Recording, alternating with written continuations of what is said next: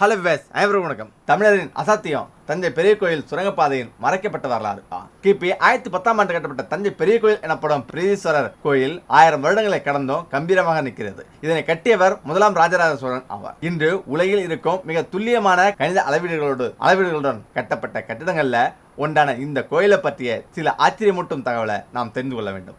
216 அடி உயர விமான கோபுரம், 80 டன் எடையுள்ள கலச பீடம், 1000 வருடங்களுக்கு முன்னால் பெரிதாக தொழில்நுட்ப வசதிகள் எதுவும் இல்லாத பொழுது எப்படி இவ்வளவு பெரிய எடையுள்ள பொருளை இத்தனை உயரத்துக்கு கொண்டு சென்றிருப்பார்கள் என்பது இன்றும் புரியாத புதிராகவே இருக்கிறது. அதே சமயத்தில் தான் கோவிலின் மர்ம சுரங்கம் பற்றிய அதிர்ச்சியூட்டும் தகவல்கள் வெளியாகியுள்ளது. அந்த முடிச்சுகளை பற்றி இந்த பதிவில் பார்க்கலாம். சுரங்கம் பற்றி பார்ப்பதற்கு முன் இந்த கோயிலின் அருமை பெருமைகளை பார்க்க வேண்டியுள்ளது. அதனுடன் தொடர்பு கொண்டுள்ள சுரங்கம் எவ்வளவு சிறப்பு வாய்ந்ததாக இருந்திருக்கும் என்பதை பாருங்கள். இந்த கோவில் 1,30,000 டன் எடையுள்ள கற்களை கொண்டு கட்டப்பட்டுள்ளதாக நம்பப்படுகிறது. அதனால் இதன் அஸ்திவாரம் எந்த அளவுக்கு தோண்டப்பட்டிருக்கு என்று கற்பனை செய்து பாருங்கள்.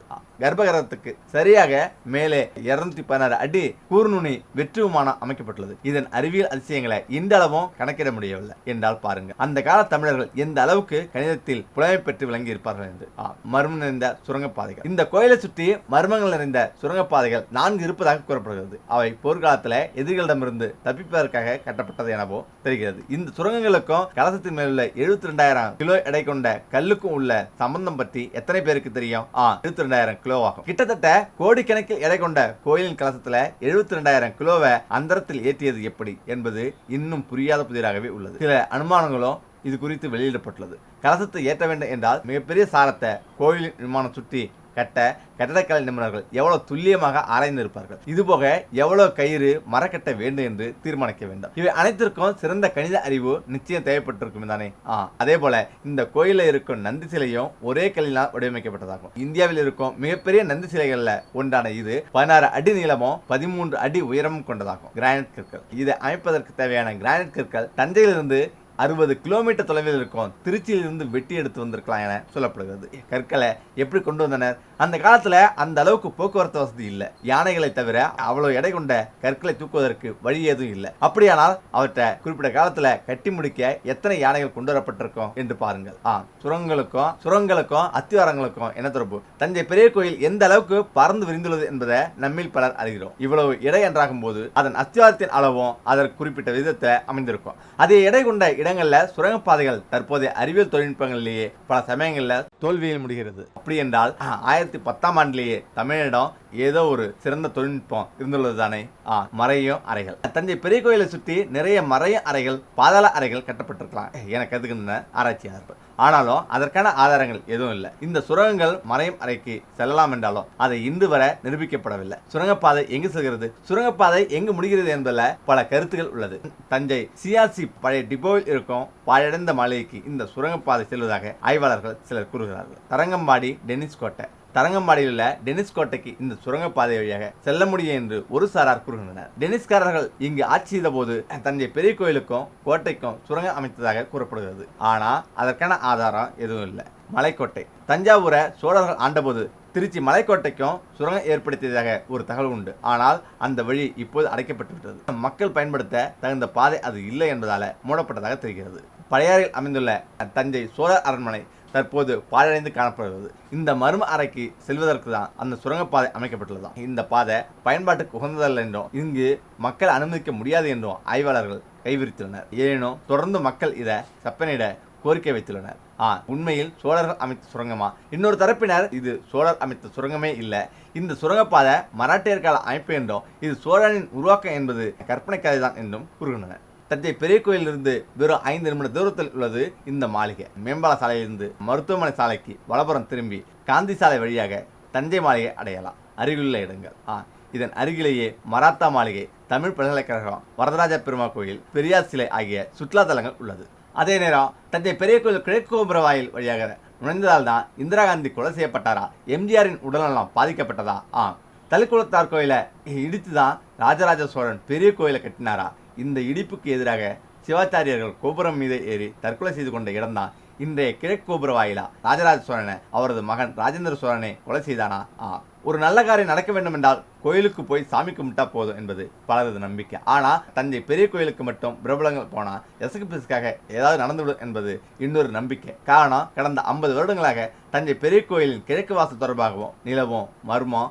அக்டோபர் முதல் வாரம் 1984 அப்போதைய பிரதமர் இந்திராவும் முதல்வர் எம்ஜிஆரும் கிழக்கு கோபுர வாயில் வழியாக தான் தஞ்சை கோயில் உள்ளே நுழைந்து மேடையில் ஏறினார்கள். ராஜராஜன் சிலைக்கு இந்திராவால் அணிவிக்கப்பட இருந்த வைர கிரீடம் தயாராக மேடையில் வைக்கப்பட்டிருந்தது. கோயில் வளாகத்தினுள் கூட்டமே இல்லை. இந்திரா காரணம் கேட்க பாதுகாப்பு நடவடிக்கைக்காக மக்களை உள்ளே விடவில்லை என்றார் எம்ஜிஆர். உண்மையில் தஞ்சை கோயிலுக்குள் இருவரும் நுழைய வேண்டாம் என்று பல எச்சரிக்கைகள் விடுக்கப்பட்டிருந்ததால பிரச்சனைகள் வேண்டாம் என்று எம்ஜிஆர் மக்களை ஆலயத்தினுள் விடவில்லை. இந்திரா காந்தி திருச்சி விமான நிலையத்துக்கு வந்தபோது அவருக்கு மூடு சரியில்லை. திருச்சியில் ஆபரேஷன் ப்ளூ ஸ்டார் தொடர்பாக பல பாதுகாப்பு பிரச்சனைகளை சந்திக்க வேண்டியிருந்தது. மேலும் தஞ்சாவூர் இடைத்தேர்தலில் ஆதரவு அளித்துவிட்டு பிறகு விலகிக் கொண்ட எம்ஜிஆரின் மீது இருந்த கோபம் அவருக்கு தீரவில்லை. நான் வைரகிரியிடம் வைக்க, நீங்கள் மட்டும் பார்க்க, நமது 2 பேருக்காகவா விழா, மக்களை உள்ளே அனுமதிங்கள் என்று இந்திரா கூற உடனே உத்தரவுகள் பிறப்பிக்கப்பட மக்கள் உள்ளே வந்தார்கள். இந்திரா கடுமையாக பேசியதால அப்போதே எம்ஜிஆருக்கு உடல்நலக்குறைவு ஏற்பட்டது. வைரகிரீடம் வைக்கப்பட்டு விழா முடிந்ததுமே மயக்க நிலை அடைந்தார். அப்போலோ மருத்துவமனையிலும் சேர்க்கப்பட்டார். அக்டோபர் 16, 1984 அப்போலோவில் இருந்த எம்ஜிஆர் காண்பதற்காக டெல்லியில் இருந்து பறந்து வந்தார் இந்திரா காந்தி. பத்திரிகையாளர்களிடம் பின்னர் பேசிய அவர் எம்ஜிஆர் தன்னை பார்த்து சிரித்ததாக கூறினார். அதுவே இந்திராவின் கடைசி சென்னை விஜயம். அக்டோபர் 31 தனது சப்தர்ஜங் தெரு வீட்டிலேயே இந்திரா காந்தி சுட்டுக் கொல்லப்பட்டார். தஞ்சையில ஒரே பரபரப்பு. கிழக்கு கோபுர வாசல் வழியாக நுழைய வேண்டாம் என்று தலைப்பாடமாக அடித்துக் கொண்டோமே, அதிகாரிகள் கேட்கவில்லை. இப்போது பாருங்கள், ஒரு மாதத்துக்குள்ள இந்திரா இறந்து விட்டார், எம்ஜிஆர் உடல்நலமின்றி கிடக்கிறார் என்ற பேச்சு அடிபட்டது. எம்ஜிஆரும் அமெரிக்கா சென்று போராட்டத்துக்கு பிறகு மீண்டு வந்தார். ஆனால் 3 வருடம் மட்டுமே இருந்தார். ஜூன் 7, 1997 திருப்பணிகள் மேற்கொள்ளப்பட்டு பிரதீஸ்வரர் ஆலயத்தில் கும்பாபிஷேகம் நடைபெற்றது. சிவாச்சாரியார்கள் யாகம் துவங்கிய நேரம் திடீரென்று கும்பாபிஷேகத்துக்காக போடப்பட்டிருந்த பந்தல் தீப்பற்றி எறிய விபத்தில் 48 பேர் இறந்து போனார்கள். 200க்கும் மேற்பட்டவர்கள் காயமடைந்தனர். இந்த விபத்துக்கும் கிழக்கு கோபுரம் தான் பழியை ஏற்றுக்கொண்டது. ஏன் தஞ்சை பெரிய கோயிலின் கிழக்கு கோபுரம் அபசகுணமாக கருதப்படுகிறது? இந்த கேள்விக்கான விடையாக மற்றொரு வினாவை தொடுக்கிறார்கள் சிலர். தஞ்சை பெரிய கோயில் இருந்த இடத்துல முன்பு என்ன இருந்தது?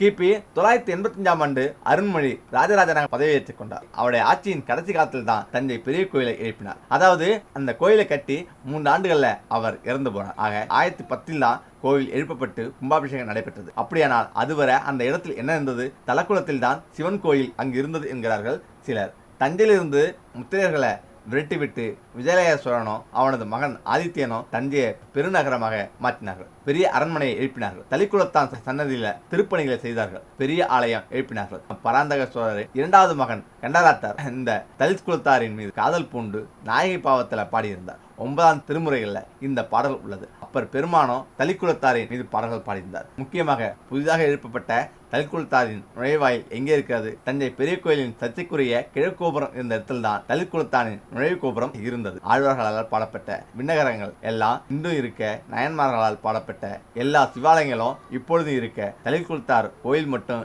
ஏன் இன்று இல்லை?